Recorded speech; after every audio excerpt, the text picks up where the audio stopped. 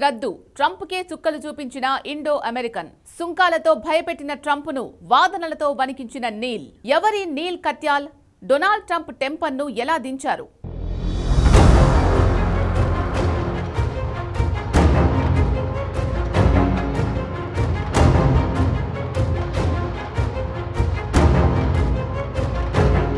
దాదాపు ప్రపంచంలోని అన్ని దేశాలపై ఎడాపెడా భారీ సుంకాలు విధించిన అమెరికా అధ్యక్షుడు డొనాల్డ్ ట్రంప్కు సర్వోన్నత న్యాయస్థానంలో గట్టి ఎదురుదెబ్బ తగిలింది.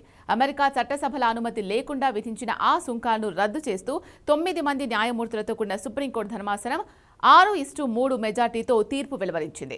అధ్యక్షుడి అత్యవసర అధికారాల చట్టాన్ని వినియోగిస్తూ ప్రతీకార సుంకాలు విధించడాన్ని కూడా ధర్మాసనం తప్పుపట్టింది. రాజ్యాంగం ప్రకారం చట్టసభలకు మాత్రమే పన్నులు, సుంకాలు విధించే అధికారం ఉంటుందని స్పష్టం చేసింది.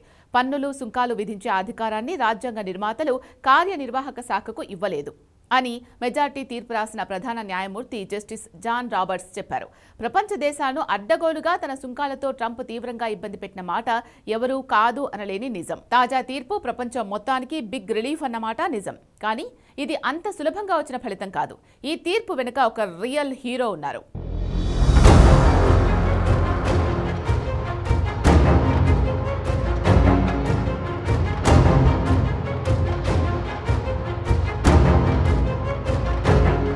నీల్ కత్యాల్.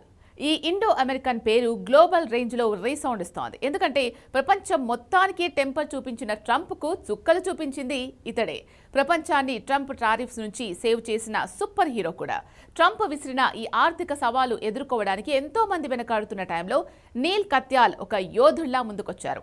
భారతీయ మూలాలున్న ఈ మాజీ సొలిసిటర్ జనరల్ తన అపార మేధస్సుతో ట్రంప్ నిర్ణయాల్లోని లొసుగులను సుప్రీంకోర్టు ముందు ఎండగట్టారు.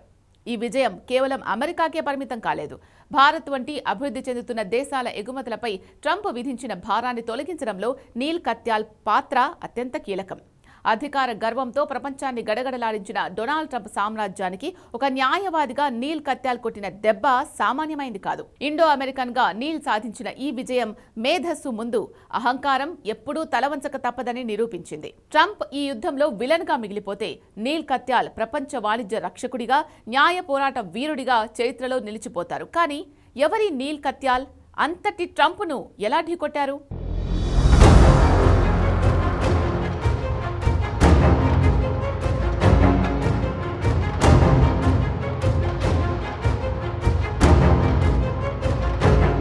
అమెరికా అధ్యక్షుడు ట్రంప్ 1977 నాటి అంతర్జాతీయ ఎమర్జెన్సీ ఎకనామిక్ పవర్స్ యాక్ట్ ఆధారంగా పలు దేశాలపై పన్నుల మోత మోగించాడు. ఈ విషయంలో తనను ఎవరూ ప్రశ్నించలేరు అని అనుకున్నారు. కానీ ఆ లెక్క తప్పింది.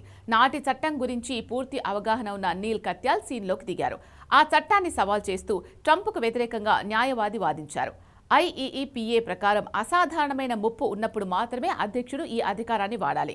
విదేశీ వస్తువుల దిగుమతి అనేది ఒక ఆర్థిక అంశమే కానీ దేశ భద్రతకు ముప్పు కాదని కత్యాల్ వాదించారు. ఒకవేళ టారిఫ్స్ కోసం ఈ చట్టాన్ని వాడటానికి అనుమతిస్తే రేపు ఏ చిన్న విషయాన్నైనా నేషనల్ ఎమర్జెన్సీగా ప్రకటించి అధ్యక్షుడు తనకిష్టమైన నిర్ణయాలు తీసుకునే ప్రమాదం ఉందని హెచ్చరించారు. నీల్ వాదనల సారాంశం ఒక్కటే: అధ్యక్షుడు రాజు కాదు. చట్టమిచ్చిన అధికారాలను కేవలం ఆ చట్టం ఉద్దేశించిన లక్ష్యాల కోసమే వాడాలి తప్ప వ్యక్తిగత రాజకీయ లేదా ఆర్థిక ఎజెండాల కోసం కాదు అని. నీల్ వాదనల ముందు ట్రంప్ టీం తెల్లముఖం వేసింది. చివరికి సుంకాలు రద్దు చేస్తూ సంచలన తీర్పునిచ్చింది.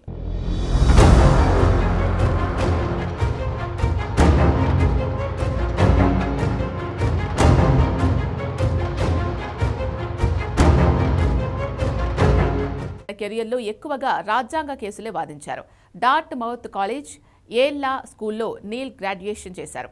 అమెరికా సుప్రీంకోర్టులో పనిచేసిన జస్టిస్ స్టీఫెన్ బ్రెయర్ వద్ద క్లర్క్గా చేశారు.